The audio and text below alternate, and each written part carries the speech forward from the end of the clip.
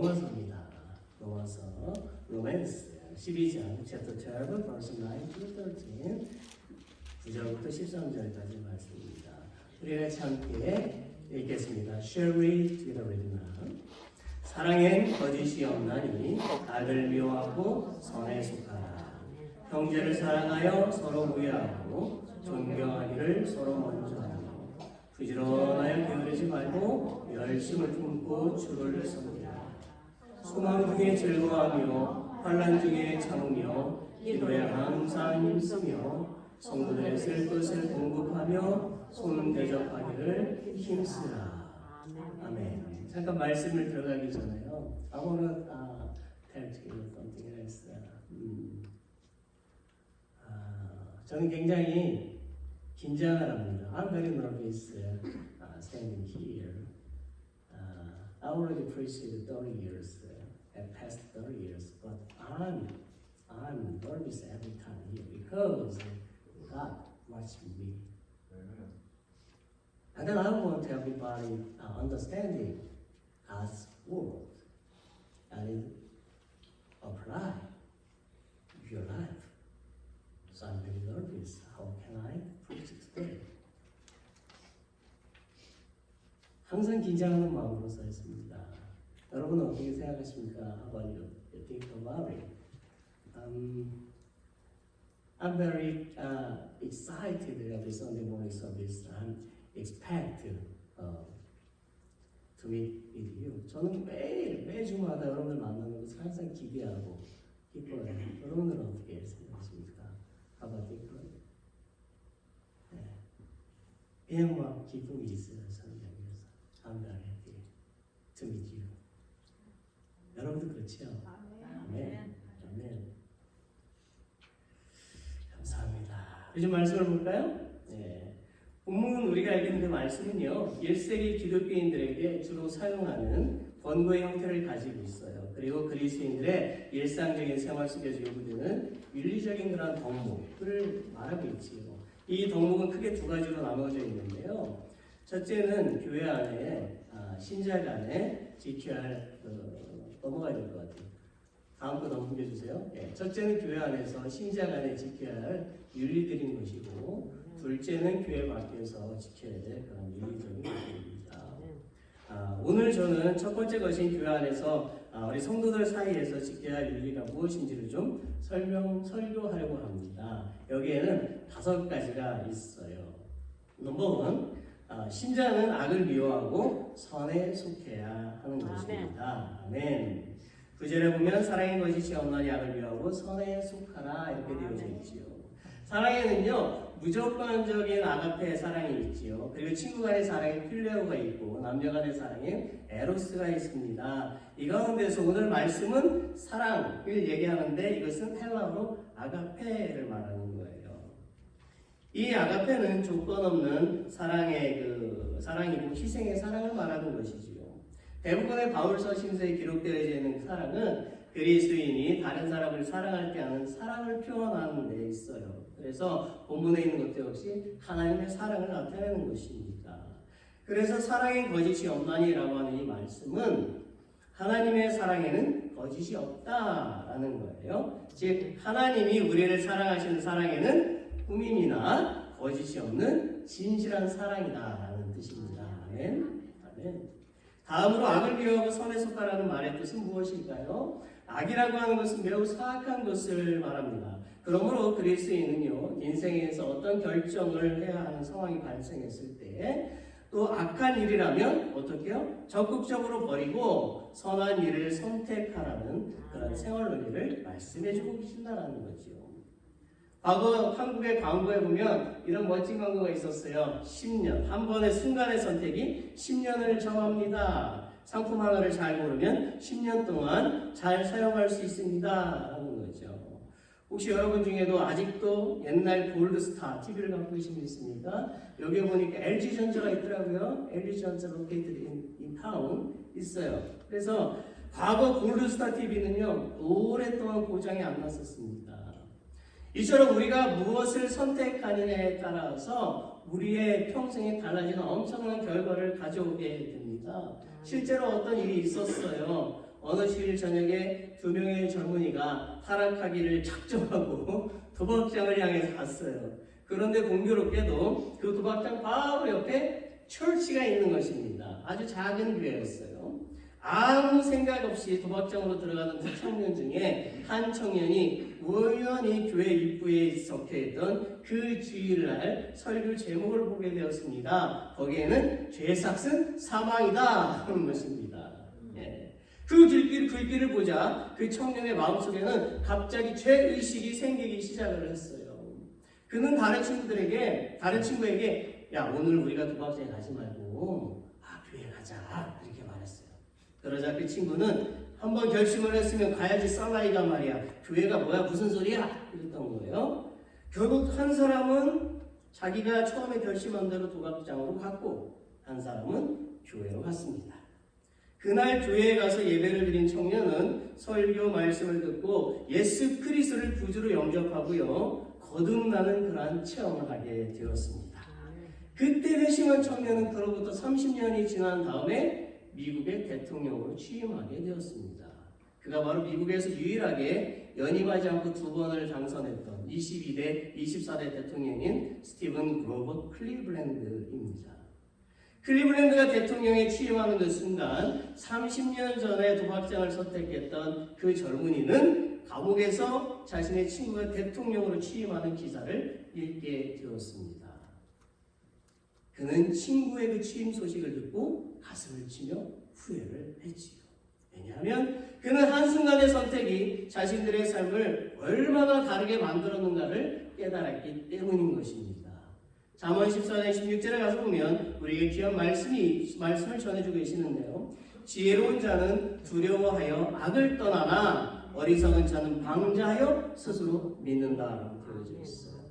사랑하는 여러분, 두 마음을 품어서는 안 되는 거죠.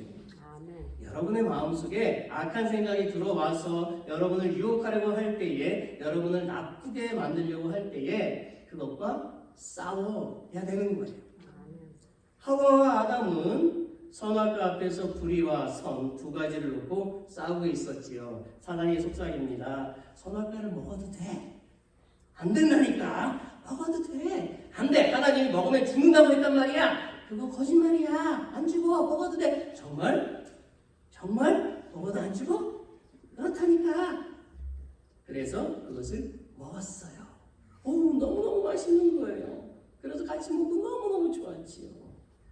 결국 그들은 불의의 선택을 했고 죄인들이 되었고 에덴 동산에서 쫓겨났고 고통과 수고의 삶을 살게 되었고 죽게 되었지요. 가룟 유다도 악한 것을 선택해서 예수님을 은 30개의 제사장에게 팔고 자신의 생명은 사단에게 넘겨주는 비극적인 인생을 맞이했습니다. 사랑하는 여러분, 우리는 연약한 존재인 것이 사실이지만 예수 그리스도께서 나의 죄를 용서하시고 구원하시기 위해서 피를 흘리시면서 희생하신 그 고귀한 사랑을 기억하여 악한 것을 물리쳐야만 하는 것입니다. 아멘. 정말 똑바로 정신을 차리고요. 바른 선택을 해서 하나님이 원하시는 그 선을 이루시는 저와 여러분이 되시기를 예수 그리스도의 이름으로 축원합니다. 아멘. Number 2, we must love one another, each other. 서로 사랑해야 되는 거예요. 10절에 보면 형제를 사랑하여 서로 우애하고 존경하기를 서로 먼저 하며 라고 했지요. 형제를 사랑하고 서로 우애하라고 하는 말을 그 안에 있는 그 사랑이라는 것은 필라델피아, 필레오 사랑을 말하는 것이지요. 이것은 형제 간의 사랑입니다. 그래서 우애라는 말은 가족 간의 사랑을 나타내는 것입니다. 즉, 이 의미는 성도들은 예수님을 머리로 하는 지체들로서 이루어진 영적인 가족이. 그래서 그 공동체 안에서 가족 간에 느끼는 어떤 지극한 그 사랑을 나누어야 한다라는 것을 말하고 있다라는 것이지요. 옆에 계신 분을 한번 보십시오. Look at the person next to you. 그리고 여러분 주 안에서 사랑하십니까? Do you love the person next to you? 정말 사랑하십니까? 아멘. 제가 진짜라고 믿을게요. I will real true. You tell me. 그래서 여러분, you 싫어하는 사람 없을 거예요. 그런 분이 있으면 안 됩니다. 안 돼요. 영국의 만화가 루퍼트 포셋이라는 그 만화책 러브 투문에 보면 이런 글이 쓰여져 있어요. 사랑이란 love is 그녀의 손톱만 부러져도 당장 911을 부르는 것, 고개를 돌릴 때가 언제인지 아는 것, 두 눈으로 그녀만 바라보겠다고 말하는 것, 길을 잘못 들어서도 서로 탓하지 않는 것, 맨 얼굴이 더 예쁘다고 말해주는 것, 그 다음 더 중요해요. 살쪘다고 걱정하는 그녀에게 전혀 그렇지 않아 라고 말해주는 것, TV 리모컨을 그녀에게 넘겨주는 것, 그녀가 화장실에서 내는 소리를 못 들은 척하는 것. All man is to that. Okay? I try to. I'm not happy because my wife visiting here. I just called to, oh, honey, I want to miss you. Please come. 예. 그래서 all men, 정말 남자들은 아내에게 잘해야 되는 게 맞는 것 같아요. 저도 못하는 게 너무 많이 있는데 잘해야 되겠습니다. 자, 여러분, 좀 전에가 그 내용에 대해서 어떤 시인은 또 다르게도 말을 해요.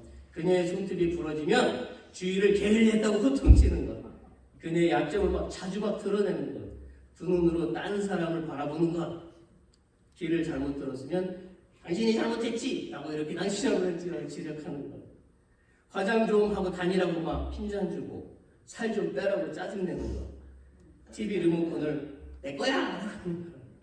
그녀가 화장실에 내는 소리를 불쾌하게 생각하는 것, 이러한 행동이 바로 미움의 시작이다 라고 말해요. 여러분 공감하시죠? 사랑과 미움의 차이는요, 동전 뒤집기와 같은 거예요. 옛 중국의 위나라라고 하는 곳에 미자하라고 하는 신하가 있었습니다. 위나라 왕은 그의 그 비범한 재주를 너무 아껴서 늘 특별하게 대해주곤 했습니다. 그런데 어느 날 미자가 대궐에 들어와 있는 중에 어머니가 위독하다는 그런 전가를 받았어요. 미자는 너무나 다급해서 왕명이라고 속이고 임금의 그 말 수레를 타고 병중해진 어머니에게 찾아갔지요. 당시 위나라의 국법은요, 임금의 수레를 몰래 타는 사람은 다리를 자르는 형벌이 있었습니다. 며칠이 지난 후에 미자가 거짓으로 왕의 수레를 탔다는 소문이 그 궁궐 안에 다 들려지게 되었고 왕도 들었어요. 국법 때문에 어떻게 해요? 미자의 다리를 잘라야 하는 것이죠. 그러나 위나라의 왕은 미자의 죄를 너그레 용서해 주었습니다. 그리고 나서 왕은 어머니를 위하여 다리를 잘릴 것을 무서워하지 않는 미자야말로 진짜 효자다라고 칭찬을 해줬습니다. 그 후로 어느 날 미자가 왕을 모시고 과수원에 나간 일이 있었어요. 미자가 복숭아를 닦아 먹고 너무너무 맛있어가지고 그 먹은 것을 왕도 한번 드셔보십시오 라고 이렇게 준 겁니다. 과일이 아무리 맛이 좋아도 왕의 사랑을 받는다고 해도 한 나라의 그 왕에게 했던 그 미자의 행동은 용서받을 수 없는 죄였다라는 것입니다. 그러나 왕은 그를 꾸짖지 않고 자기의 입맛을 잊고서 나를 먹였으니 참으로 나를 위하는 신하다라고 하면서 칭찬해 주었어요. 인내심이 많은 것 같아요. 그러나 사람의 인식이 어떻게 되죠? 변하는 거죠. 미자에 대한 왕의 사랑은 점점점 변해갔습니다. 그러던 어느 날 미자는 대수롭지 않은 실수를 하게 됩니다. 그러나 지난날에 그토록 미자를 감싸두던 왕은요, 이제 다 얘기하는 거예요. 옛날 얘기. 너는 지난날 임금의 명령이라고 속이고 내 수레를 훔쳐 탄 일이 있잖아. 자기가 먹다 남은 복숭아를 나에게 먹인 일이 있잖아. 라고 미자를 꾸짖는 거예요. 부부싸움 할 때 이게 제일 힘들어요. 그때 얘기하다가 옛날 얘기 다 꺼내놓고. 자, 미자의 이런 행동을 보면 미자는 행동이 변한 게 없었어요. 똑같았는데 변한 것은 임금의 마음이었지요. 전에는 사랑하고 칭찬하던 그 일이 이제는 마음이 바뀌게 된 것입니다. 서로 사랑할 때는 모든 것이 좋아 보이잖아요. 그리고 아름답게 보이잖아요. 사랑하게 됩니다. 그러나 미워하는 마음이 생기면 사랑스러웠던 모든 것이 싫어지게 되고 미움으로 바뀌어지게 됩니다. 여러분, 혹시 우리 교회 안에 여러분이 미워하는 사람이 있다면 미자 이야기를 생각해 보아야 합니다. 즉, 미운 것을 하던 사람이 나중에는 착한 일을 할 수가 있고 착한 일을 하던 사람이 나중에 미운 일도 할 수 있다라고 하는 것입니다. 그래서 우리는 편견에 사로잡히지 말고 상대방을 있는 모습 그대로 받아들일 수 있는 안목이 필요한 거예요. 물론 우리가 그렇게 하는 것은 당장 쉬운 일은 아니지만 눈앞에 보이는 것으로 상대방을 판단하지 말고 좀 멀리 이렇게 볼 필요가 있다라고 하는 것입니다. 또 하나 서로 사랑하려면 서로 존경하는 행동들이 있어야 돼요. 9절 뒷부분에 보면 존경하기를 서로 먼저 하고라고 되어져 있어요. 왜 서로 존경해야 합니까? 그것은 우리가 하나님의 은혜로 말미암아 구원을 받은 귀한 특별한 존재들이기 때문이다. 어떤 광고 보니까 I watched the announce month 이렇게 보니까 You are special, you are special. 여러분은 다 특별한 하나님의 존재들인 것을 믿습니다. 네. 바울은 하나님의 백성으로 함께 부름받아서 예수님을 마음에 모시고 사는 거룩한 하나님 아버지의 자녀인 것을 생각할 때에 그 형제 인간적인 모든 조건을 떠나서 진실하고 귀하게 여기는 마음으로 서로 존경해야 한다고 말하고 있는 거예요.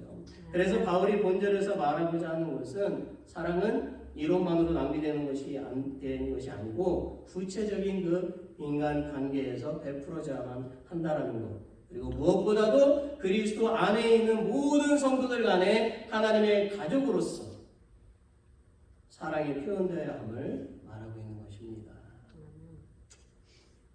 여러분 제가 많은 고민 끝에 여러분에게 이 말을 꼭 해야 되겠다고 생각을 했어요. 제 이야기를 끝까지 들어주시고 오해가 없으시기를 바랍니다. 저는 정말 여러분 모두를 사랑하고요. 넘기지 마세요. 여러분 모두를 넘기지 마세요. 여러분 모두를 사랑하고요. I want to be with you long time as soon as possible. 매일매일 여러분들을 사랑하기 때문에 I pray for you every morning, even if your grandson or neighbors too. 제가 여러분을 사랑하기 때문에 제 마음을 먼저 기억해 주십시오. 제가 일주일 전에 이봉금 집사님으로부터 전화를 받았어요. 이 집사님은 지난 주일에 교회에서 마음이 많이 상한 일이 있었다고 말씀을 하셨어요. 제가 이 집사님의 말씀을 들어보니까 충분히 집사님의 상황이 저는 이해가 되었습니다. 집사님은 남편 우리 칼과 함께 우리에게 출석한 지 27년이 되셨어요. 여러분도 아시다시피 우리 교회는 참으로 많은 어려움이 있었지요. 그럼에도 불구하고 집사님 네 분은 교회를 떠나지 않고 한결같이 지키셨고 열심히 섬기셨습니다. 교회를 사랑하지 않고는요 할 수가 없는 거예요. 제가 정말 이 설교를 해야 되냐 말아야 되냐 많은 고민을 하고 있었어요.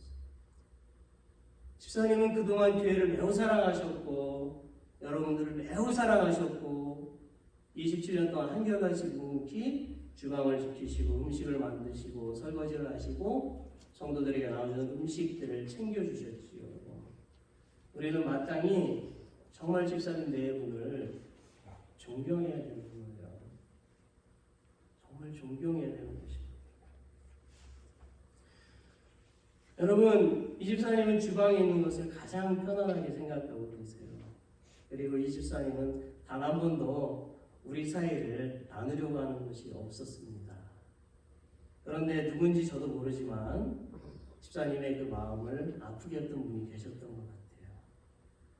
그래서 집사님은 마음이 많이 아프셨고 저는 이 말을 듣고 저도 마음이 많이 아팠고 저는 집사님께 사과를 했습니다.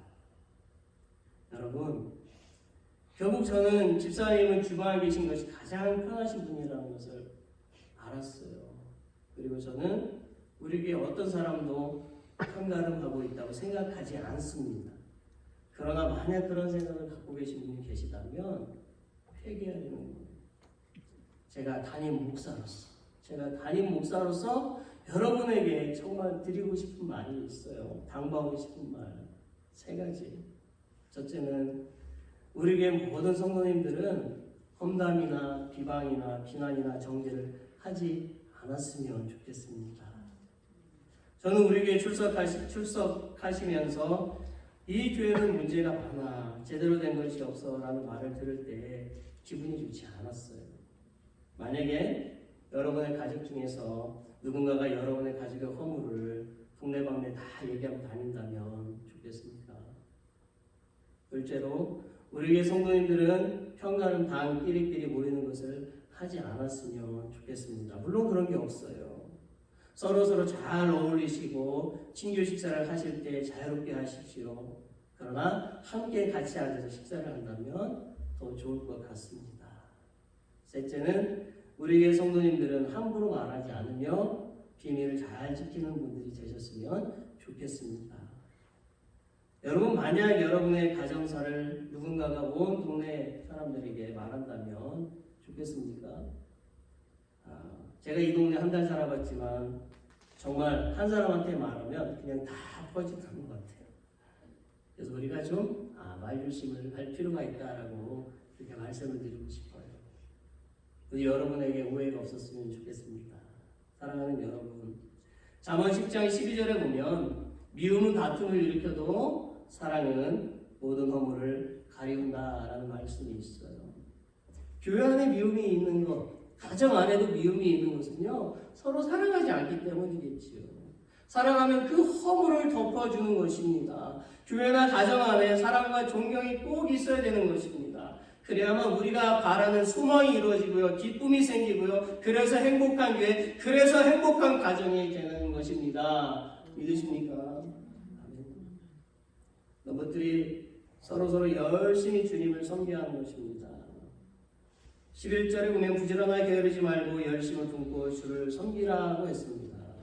보통 성도들은요, 처음 믿을 때 열심히 믿지만 어느 정도 신앙의 연륜이 생기면 첫사랑을 잊어버리고 타성에 빠져서 미지근한 신앙생활을 하게 돼요. 그래서 바울은 안 넘어갔어요? 그래서 바울은 예수님을 섬김에 있어서 그 다음 넘어갔어요. 거기서부터 다시 할게요.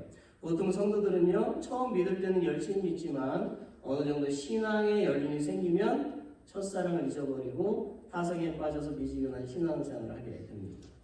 그래서 바울은 예수님을 섬김에 있어서 부지런하고 게으르지 말고 열심을 다해서 하나님의 종으로서 섬기는 근면성을 가져야 한다라고 말하는 것입니다. 이것이 신앙생활의 나태성을 경계하기 위한 것이다라는 거죠. 시어머니와 며느리가 한 집에 살고 있었습니다. 며느리는 시어머니가 하시던 모든 일을 물려받아서 살림살이를 제법 잘 꾸려나갔어요. 그런데 단 한 가지 빨래만큼은 시어머니들을 도저히 이길 수가 없었습니다. 시어머니의 빨래는 항상 눈이 부실 만큼 하얀데 며느리는 아무리 문지르고 때려도 절대로 시어머니처럼 깨끗하게 만들 수가 없었어요. 시어머니가 빨래하는 모습을 유심히 살펴봐도 자신이 하는 것과 특별히 다른 것은 없어 보였어요. 궁금해서 여쭤봐도 별 신통한 방법이 없었습니다. 세월이 흘러 시어머니가 세상을 떠나시게 되었지요.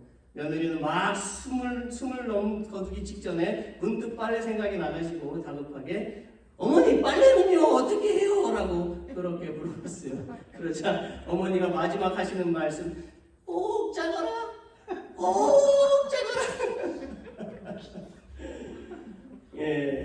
이게 무슨 얘기예요? 얘가 처음도 중요하고 끝까지 중요한 거야. 그렇게 말씀하시는 거죠. 여러분, 그래요. 우리가 처음 예수님을 믿었을 때도 정말 중요하고요. 예수님을 믿어가는 그 과정도 정말 중요하고요. 마지막까지 주님을 열심히 섬기는 것까지 중요합니다. 아십니까? 하나님은 결과만을 중요하게 보신다는 말이 아니에요. 하나님은 여러분의 믿음의 동기, 과정, 그리고 마지막 그 순간까지 예수님을 향한 그 변치 않은 믿음을 보시기를 원하신다라는 거죠. 사랑하는 여러분, 열심히 주님을 섬기는 것은 끝까지 주님을 섬기는 것을 뜻하지요. 기분 따라서 주님을 믿는 열심이 아니에요. 환경에 따라서 주님을 섬기는 것은 열심히 믿는 것이 아닙니다. 여러분의 남편이 한결같이 아내를 바라보기 바라는 것, 여러분의 아내가 한결같이 남편을 바라보기를 원하는 것처럼 하나님도 당신의 자녀들이 한결같이 누구만 하나님을 바라보기를 원하고 계십니다. 아멘. 잠언 22장 29절을 보십시오. 내가 자기의 일에 능숙한 사람을 보았느냐? 이러한 사람은 왕 앞에 설 것이요 천한 자 앞에 서지 않는다라고 되어져 있습니다. 우리가 재물을 얻기 위해서도 열심을 다하면 부자가 되듯이 하나님을 열심히 믿을 때에 우리 교회가, 우리 가정이, 우리 사업자가 복을 받게 된다는 것을 믿으시기를 바랍니다. 아멘. 넘버 4, 서로를 위해서 기도에 항상 힘써야 하는 것입니다. 12절에 보면 소망 중에 즐거워하며 환난 중에 참으며 기도에 항상 힘쓰며라고 되어져 있습니다. 우리에게 소망이 되시는 분이 누구십니까? 예수 그리스도, 예수님, 영생을 주시는 분. 우리는 그 예수님으로 인해서 소망을 품을 수가 있고 그 소망으로 즐거워할 수가 있는 것입니다. 그러나 그리스도인에게도 환난은 결코 피해갈 수가 없어요. 하지만 환난 가운데서 우리를 도우시고 인도하시고 보호하시는 하나님을 믿으며 뭐 해야 돼요? 참고 견뎌야 되는 것입니다. 생사화복이 하나님의 손에 달려있기 때문인 것이지요. 우리가 환난 가운데서도 소망을 가지고 견딜 수 있는 그 힘은 기도에서 나오는 것입니다. 그런 기도야말로 하나님을 감동시킬 수 있는 기도이기 때문이지요. 한 가난한 가족이 생활이 어려워서 아주 작은 마을로 이사를 하게 되었습니다. 제가 말이 많죠? 이때가 아니면 말할 기회가 없으니까. 그런데 7살 된 딸이 근심 어린 표정으로 어머니께 물었어요. 어머니, 그곳에는 교회가 있나요? 예배당이 있나요?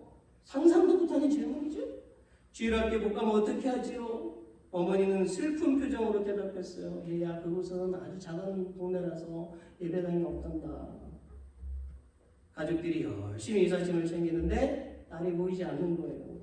어머니가 방으로 들어가 보니까 딸이 무릎을 꿇으채요 기도를 드리고 있는 거예요. 하나님, 저희 교회가 없는 곳을 이사를 하게 되었어요. 하나님, 바이바이. 그리고 보니까 바이바이. 어머니는 딸의 기도하는 모습을 보면서 함께 무릎을 꿇었지요. 그런데 여러분, 이 가족이 작은 마을 이사를 간 지 2달 만에 교회가 세워졌다는 것입니다. 할렐루야. 사랑하는 여러분, 마태복음 18장 19절에 보니까 진실로 다시 너에게 이르노니 너희 중에 2사람의 땅에서 합심하여 무엇이든지 구하면 하늘에 계신 내 아버지께서 그들을 위하여 이루게 하시리라. 이수아 성도님과 우리 이민영 집사님도 불고기 하우스를 얻을 때 둘이 함께 열심히 기도했다라는 얘기를 들었어요. 그랬더니 하나님이 불고기 하우스를 주셨고 다른 어려운 문제도 해결해 주셨고 지금 장사가 아주 잘 되고 있죠. 맨날 제가 축복 기도를 하고 있습니다. 여러분, 우리가 서로를 위해서 기도를 해야 되죠. 기도를 할 때 더 큰 역사가 나타나고요. 더 빨리 응답이 된다는 것을 믿으시기를 바랍니다. 우리가 어느 곳에 있든지 서로를 위해서 더욱 기도하는 저 여러분이 되시기를 바랍니다. 마지막 5. 성도들과 손의 필요를 공급하기를 힘써야 합니다. 13절에 보면 성도들이 쓸 것을 공급하며 손대접하기를 힘쓰라고 했어요. 바울이 본절에서 언급하고 있는 성도들은 당시 로마 제국 아래에 있었던 성도들만을 말하는 것이 아니라 주변 곳곳에 흩어져 있는 모든 성도들을 향해서 말하는 거예요. 바울은 왜 성도들이 쓸 것을 공급하라고 했을까요? 당시 로마 제국은 식민지에 있었기 때문에 세금을 부과하고 토지를 몰수해서 사람들에게 많은 재정적인 압박을 주었습니다. 그래서 일부 귀족층을 제외하고는 대부분은 재정적으로 어려움을 겪고 도움이 필요했다라는 거예요. 게다가 성도들은 재정적인 그 압박뿐만 아니라 신앙생활에 있어서도 박해가 아주 심했습니다. 그래서 바울은 성도들에게 어려움 중에 있는 성도들을 돕는 일에 동참하여 서로에게 용기와 위안과 격려를 주라고 지금 당부하고 있는 것이지요. 그리고 손대접하기를 힘쓰라고 한 것은 초대교회 당시 성도들에게 대한 핍박이 심했기 때문에 이곳저곳에 나그네 생활하는 사람들이 많이 있었다라는 거예요. 그래서 바울은 신자들이 이런 사람들을 한 가족으로 그리고 모두 나그네이기 때문에 서로를 손님으로 여기고 함께 힘을 모아서 도우라고 했던 것입니다. 여러분, 우리 성도들 가운데도 병으로 아프고 어려워하시거나 영적으로 힘들거나 물질적으로 어려운 사람이 있을 때에 방관하거나 무관심하거나 비방해서는 안 되고 도와주어야 하는 것입니다. 그런데 그 도움의 손길이 불쌍하게 생각하는 동정이 되어서는 안 되고 진실한 마음을 담아서 사랑의 도움을 주어야만 하는 것입니다.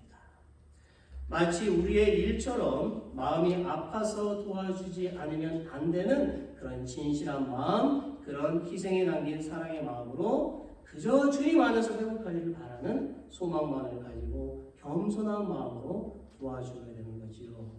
그리고 도움을 받은 사람은 감사의 마음으로 받아야 하고 또 다른 성도들에게 동일한 사랑의 도움의 손길을 보태 주어야만 하는 것입니다. 여러분 옆에 계신 분들에게 말해보세요. 따뜻한 사랑의 손길을 나눕시다. 따뜻한 사랑의 손길을 나눕시다. 너무 잘 모르시면 Let's share warm hands of love next person. 이렇게 말을 해보세요. 따뜻한 사랑의 손길을 나눕시다. 말씀을 맺을 때요. 오늘은 많은 교회들이요 물질과 향락에 빠져 있습니다.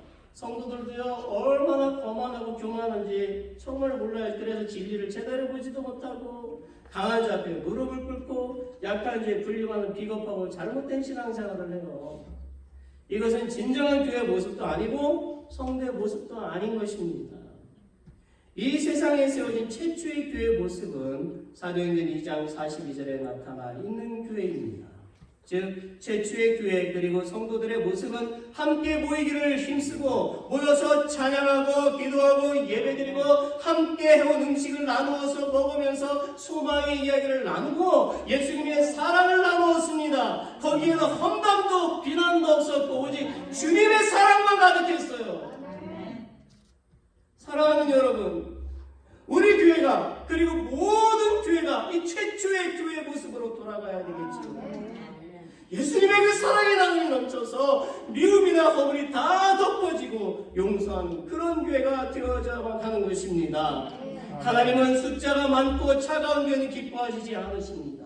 비록 숫자가 적더라도 서로 성도들을 돌아보고 사랑의 나눔으로 영적인 그런 교제를 나누는 그 교회, 나아가 성도들도 많고 더욱 사랑에 넘치는 그러한 교회를 찾으십니다.